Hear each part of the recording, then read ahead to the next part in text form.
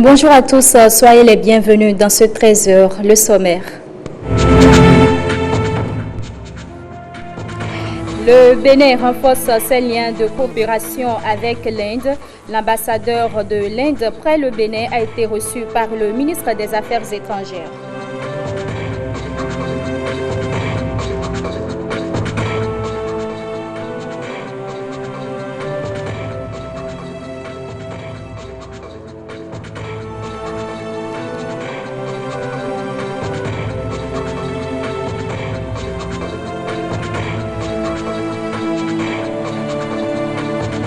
La campagne Tolérance zéro au mariage des enfants, souvenez-vous, a été lancée en 2017. Cette campagne a contribué énormément à réduire le phénomène. Les parties prenantes ont fait le point des actions menées jusqu'à présent. Merci de nous rejoindre donc. Le CMP, Comité de mobilisation pour la paix, se préoccupe de la situation socio-politique du Bénin. Il souhaite que toutes les forces politiques du Bénin aillent au dialogue comme le veut le chef de l'État. Le CMP a donné à cet effet un point de presse à Cotonou. Suivons ici un extrait de la déclaration lue par Lucien Medjico, président de ce comité. Vous l'aviez voulu et l'aviez demandé devant de nombreux rois venus de tous les 4 coins du pays et présents à une audience que vous aviez bien voulu leur accorder le jeudi 25 avril 2019. Nous étions là, Monsieur le Président, présents à leur côté. Ce jour-là, vous leur avez dit ceci: allez prier pour que la paix règne dans tous les foyers du pays. Aujourd'hui, Monsieur le Président, la paix, elle est là. Vivement présente sur le grand boulevard du dialogue inclusif et de la réconciliation. Elle est présente sur le grand boulevard grâce à vos mesures dissuasives que vous aviez prises pour nous épargner du pire. 1000 fois merci, Monsieur le Président. Ce jour-là, Monsieur le Président, vous aviez poursuivi vos propos en disant au roi ceci, je cite: « Je ferai tout ce qui est de mon pouvoir pour parvenir à une collaboration franche et directe avec mes frères et sœurs qui ne partagent pas la même vision que moi, afin que, main dans la main, nous puissions bâtir ce pays, notre beau pays. » Fin de citation. Dans votre dernier message à la nation, Monsieur le Président, vous aviez réitéré les mêmes propos, déposant ainsi la clé de la collaboration et de la réconciliation sur la table. Cette clé, le CMP demande à nos frères et sœurs leaders de l'opposition d'aller la chercher. Allez chercher cette clé, mes chers amis, c'est déposer à votre tour toutes les options voulues sur la table de négociation. Le CMP reste convaincu que la nature vous aidera à aller chercher cette clé. Le CMP reste toujours convaincu que les rois Béanzin, Kaba, Biok Guerra, Gezo, Tosok Bagidi 13, Agoli Agbo et Monseigneur Isidore de Souza vous aideront à aller chercher la clé de la réconciliation déposée par le président de la République sur la table. Et après cette actualité, l'ambassadeur de l'Inde près le Bénin est reçu ce lundi 27 mai par le ministre des Affaires étrangères. Au menu des échanges, des propositions pour accélérer la réalisation des projets en cours précisément au Bénin. Estelle Dokonou pour plus de détails. Redynamiser la coopération entre l'Inde et le Bénin afin de permettre aux deux pays de bénéficier de la réalisation des multiples projets en cours pour le développement des nations. C'est l'objet de la visite de l'ambassadeur Abaï Takour au Bénin. L'Inde est le plus grand partenaire économique du Bénin et que cette relation est une relation qui dure depuis très longtemps. La priorité, c'est de développer les relations avec l'Inde. Nous pensons à l'amélioration des conditions d'études à travers les bourses high-tech et d'autres programmes. Nous pensons également aux échanges entre les officiels et les businessmen. Satisfait des échanges, le ministre des Affaires étrangères n'a pas manqué d'énoncer quelques projets. Je pense notamment à un projet d'adduction d'eau potable dans les zones rurales du Bénin. Je pense aussi à des projets dans le domaine des nouvelles technologies. L'ambassadeur vient de m'en parler. Et je pense également à des projets qui les intéressent beaucoup dans des domaines liés à l'éducation et aussi en matière d'énergie solaire. Je pense que nous avons là tout un volet d'activités qui peuvent permettre à nos deux pays de concrétiser des liens qui sont de plusieurs décennies aujourd'hui et qui vont leur permettre de travailler dans l'intérêt des deux communautés en termes de communautés d'hommes d'affaires, mais aussi dans l'intérêt de nos peuples, parce que lorsqu'on crée la richesse ensemble, on la partage ensemble et cela bénéficie au pays. Marié et père de 2 enfants, Abay Takour est né le 1er septembre 1969. Titulaire d'un master en technologie, il a fait son entrée au ministère indien des Affaires étrangères en 1992. On évoque à présent cette journée de l'intégration entre les peuples et les États d'Afrique. Le 25 mai est le symbole de cette volonté manifeste depuis 1963 par les pères fondateurs de l'unité africaine. Et cette année 2019, le Bénin n'a pas manqué de célébrer l'événement. Rebecca Kenjaoundé et Alessis Segbemo étaient au ministère des Affaires étrangères dans ce cadre.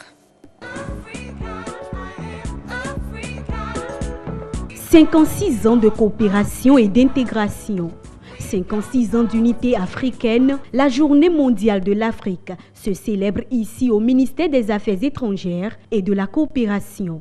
Le 25 mai 1963 à Addis Abeba, en Éthiopie, 32 États posaient les fondements de l'Organisation de l'unité africaine, l'ancêtre de l'Union africaine. L'un des principaux objectifs poursuivis par les pères fondateurs était de promouvoir l'unité, de promouvoir l'intégration et la solidarité, de promouvoir la cohésion, ainsi que la coopération entre les peuples d'Afrique comme moyen d'assurer durablement l'interconnexion entre les pays menant au développement économique et politique de l'Afrique. C'est une vision d'une union des peuples avec une interaction dynamique entre tous les citoyens africains, celle d'une Afrique prospère et pacifique conduite par ses propres citoyens et représentant une force dynamique. Une Afrique intégrée, prospère et pacifique. Une vision épousée et adoptée par les États membres à travers l'agenda 2063. Une manifestation concrète de la manière dont ils entendent transformer l'Afrique en une puissance mondiale de l'avenir. Cet agenda est un plan pour la transformation structurelle de l'Afrique et qui prend en compte ses réalisations et les défis du passé, ainsi que le contexte continental et mondial dans lequel la transformation de l'Afrique est mise en œuvre. Ce plan est basé sur les 8 priorités de ce qu'on a appelé la déclaration solennelle du 50e anniversaire de notre Union, à savoir, premièrement, l'identité et la renaissance africaine, deuxièmement, la poursuite de la lutte contre le colonialisme et la protection du droit à l'autodétermination, troisièmement, l'agenda de l'intégration, quatrièmement, l'agenda pour le développement social et économique, cinquièmement, la paix et la sécurité. Sixièmement, la gouvernance démocratique. Septièmement, la détermination de l'Afrique à prendre en main sa propre destinée. Et enfin, huitièmement, la place de l'Afrique sur la scène mondiale. Droit et intégration, développement agricole et intégration, culture et intégration. Des sous-thèmes retenus pour animer 3 différents panels. Maître Abraham Zinzidokwe et le professeur Dandi Yamou ont ouvert le bal des panélistes. La question du suivi des droits de l'enfant au cœur d'une rencontre au Champ d'Oiseaux à Cotonou. Il s'agit de la 4e table ronde annuelle entre la société civile et le gouvernement sur l'évaluation du niveau de réalisation à la promotion des droits des enfants au Bénin. La rencontre est organisée dans le cadre du projet de renforcement de la société civile pour les suivis des droits des enfants. Les détails avec Aurélie Sauton et Michel Hébert. La table ronde annuelle Société civile-État est à sa 4e édition. Elle se veut une rencontre d'échange entre le gouvernement et la société civile sur le suivi des droits des enfants au Bénin. Il s'agit en effet pour les différents acteurs participant à cette rencontre d'évaluer le niveau de mise en œuvre des recommandations issues des comités des droits des enfants. Nous avons l'habitude d'élaborer des rapports périodiques à ces experts. Et dans ce cadre, nous nous retrouvons pour échanger afin d'améliorer les rapports pour les prochaines fois. Et nous avons aussi profité pour faire un plaidoyer pour qu'il y ait un comité interministériel, c'est-à-dire un répondant du gouvernement à qui la société civile peut s'adresser à tout moment. Parce que quand il faut aller à ces réunions au niveau international, il faut que le gouvernement soit là, il faut que la société civile soit là, il faut qu'on parle le même langage au niveau de ces experts et ne pas aller en rang dispersé. Et c'est pour ça qu'on se réunit, qu'on organise annuellement ces tables rondes pour échanger. À ce niveau, on peut dire que ça avance quand même, mais il reste encore beaucoup de choses à faire. Parce que quand on rentre en dehors de Cotonou, le Bénin ne se limite pas à Cotonou. Il y a encore des enfants qui ne sont pas à l'école. Il y a encore des enfants qui sont dans les marchés. Il y a encore des enfants qui sont victimes de traite transfrontalière. Alors il faut travailler à ce que ces enfants ne subissent plus ces violences. Cette table ronde a été l'occasion de primer 19 structures membres du Forum des organisations des droits de l'enfant au Bénin, FODEB. Elles se sont faites remarquer par leur engagement dans le domaine de la protection et de la promotion des droits de l'enfant. Ce chèque va nous permettre de nous professionnaliser, de nous spécialiser pour pouvoir rentrer dans le processus de labellisation qui est lancé par la Maison de la Société Civile. L'activité a été rendue possible grâce à l'appui de plusieurs partenaires également acquis à la cause de l'enfant. Et je vous l'annonçais en titre, la campagne Tolérance zéro au mariage des enfants a fait ses preuves depuis le lancement en 2017 de la campagne. On constate qu'il y a un engouement des parties prenantes pour réduire le phénomène, voire l'éradiquer. Le point des actions menées a donc été fait à Cotonou. Blaise Adakpo et Benol Djogbe y étaient. En 2017, les statistiques sur le mariage des enfants étaient non reluisantes.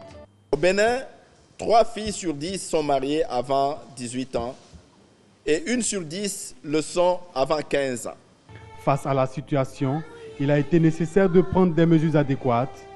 Ainsi, en juin 2017, la campagne nationale Tolérance zéro au mariage des enfants est lancée par le gouvernement. 2 ans après, les résultats en disent long. La collecte des données organisée dans des communes du Nord a relevé une diminution de cas de mariage célébrés avec des enfants. Ce taux est descendu de 14% jusqu'à 3,27% pour la commune de Gogounou. Et quand nous allons pouvoir généraliser, nous irons au-delà de nos interventions des cibles. Je suis sûr que ces statistiques qui sont a priori alarmantes devront quand même revenir un peu à la baisse. La cérémonie de ce jour vise à donner un nouveau souffle à la lutte contre le phénomène. Il s'agit d'inviter chaque partie prenante à jouer sa partition pour la réussite du programme.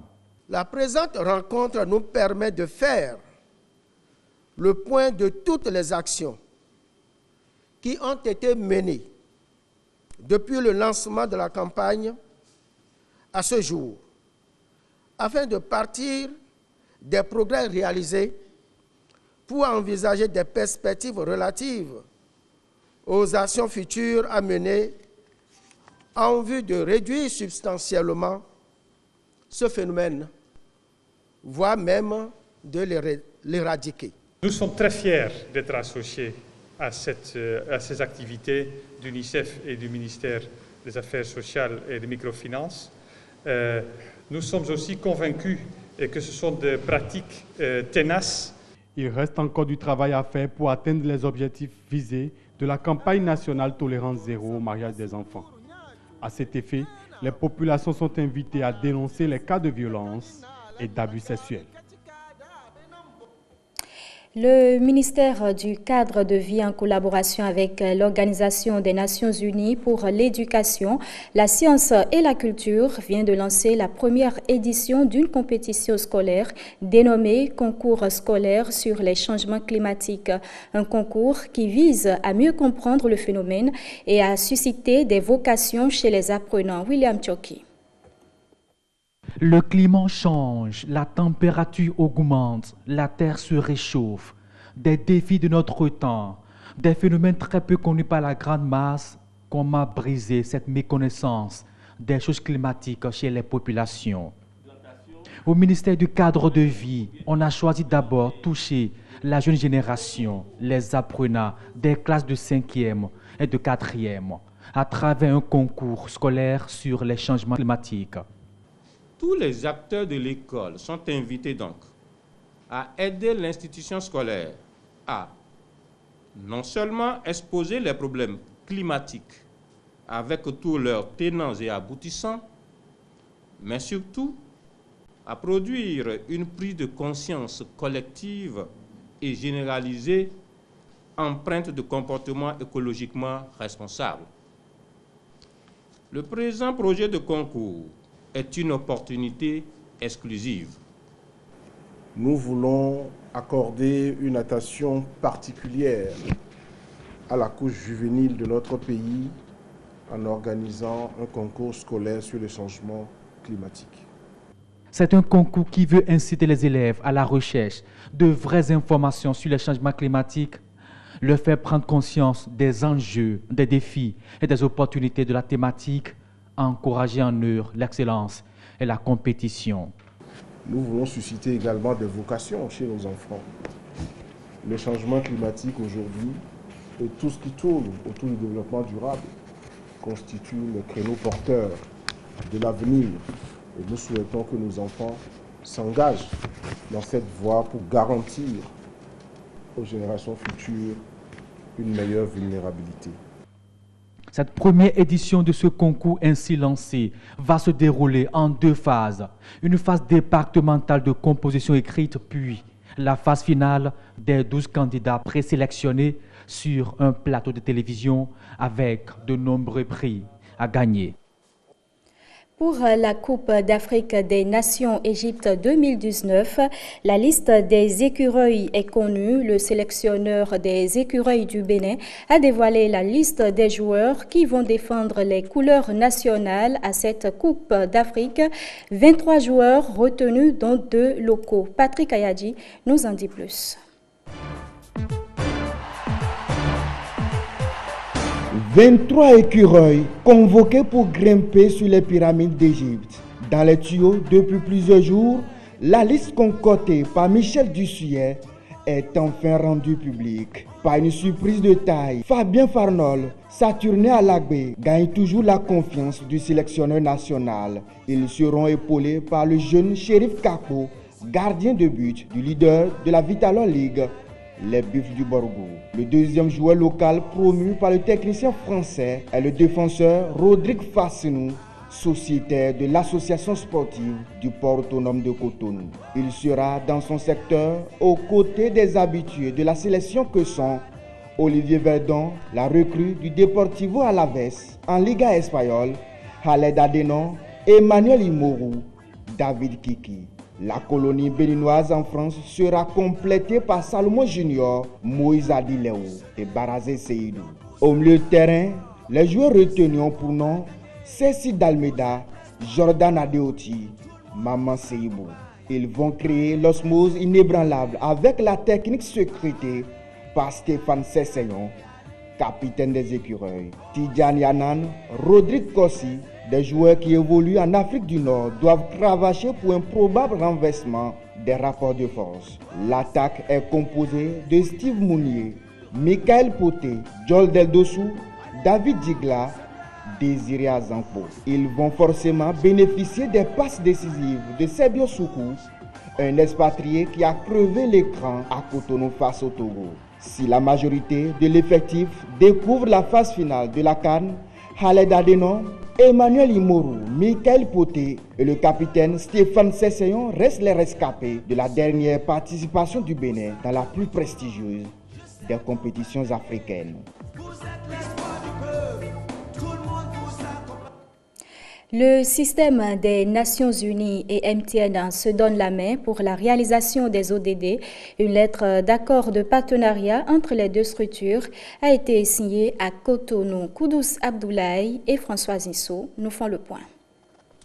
L'intention des deux partenaires affichés et le sourire qui accompagne l'échange des parapheurs ouvrent le chemin à une relation fructueuse entre le système des Nations Unies et la Fondation MTN. Les deux structures se donnent la main pour la cause des ODD au profit de la population béninoise. Grâce à ce partenariat, nous utiliserons notre technologie pour développer des outils de veille et de communication facilitant la mise en œuvre des objectifs du développement durable. Nous contribuerons à la mise en œuvre d'actions de promotion et de sensibilisation aux objectifs du développement durable et à d'autres thèmes majeurs de l'Organisation des Nations Unies au sein de la population béninoise, comme la promotion de l'emploi et de l'entrepreneuriat chez les jeunes, y compris ceux qui sont dans des centres de formation agréés. Je suis ravi Nul ne sera de trop dans la réalisation des objectifs mondiaux de développement durable. Cet accord avec MTN répond au plan d'action d'Addis Abeba qui préconise la participation du secteur privé au financement de l'agenda 2030. La lettre d'entente dont nous lançons les activités ce jour, après plus d'une année de préparation, permettra, avec l'appui de la Fondation MTN, de contribuer à la réalisation des objectifs de développement durable en accompagnant le gouvernement du Bénin.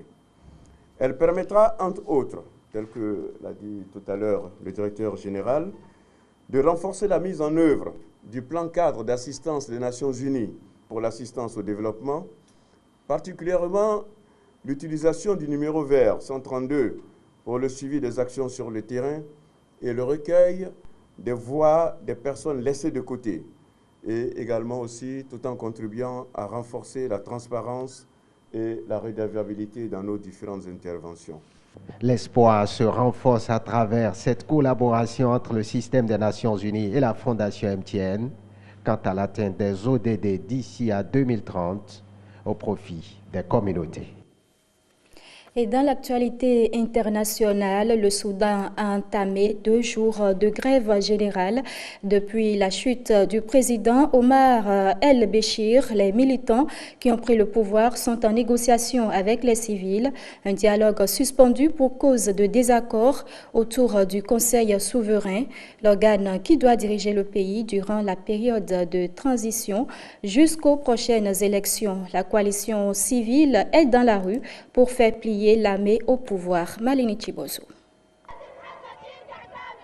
Des chants, des slogans de la révolution, des voitures qui passent et klaxonnent pour montrer leur soutien avec les passagers qui font le V de la victoire en passant au brandissent des drapeaux soudanais. C'est la première journée d'une grève générale au Soudan. Objectif, accroître la pression sur l'armée qui refuse de transférer le pouvoir aux civils.